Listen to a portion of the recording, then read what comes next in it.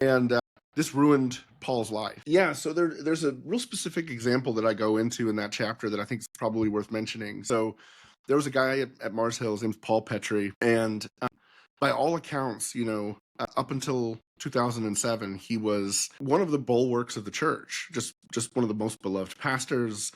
This was the guy all the pastors went to for marriage advice, family advice, parenting advice, whatever situations you ran into. And Mars Hill came to this crossroads where Driscoll and some of the other elders were proposing a change to the polity, a change to the way that the church governed. And what it did is it really centralized power around Mark. It really disempowered the elders as a whole. Paul was a lawyer. Paul was older than everybody else. He'd been around the block a few times. So he saw this and thought, there's a lot of problems with this. Like, not only is this bad for the church, I actually think this is bad for Mark. I think this puts him in a position where he lacks healthy accountability that is really good for his soul. So he, expressed some discomfort with it. Driscoll reacted severely enough to fire him and to, essentially say, we're going to kick you off the elder board. Turned into this big conflict, this big controversy. And every elder in the church, except for one who was with Paul in the concerns,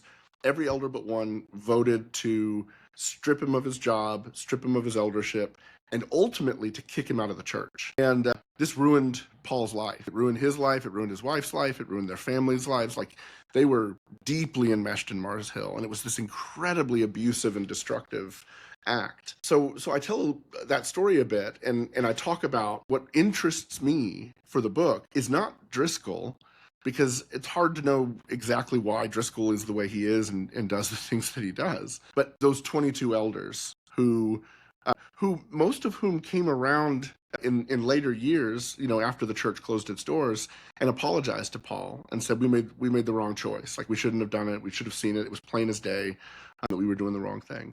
How does that happen? How do we get to that place? And the answer to that is a long story.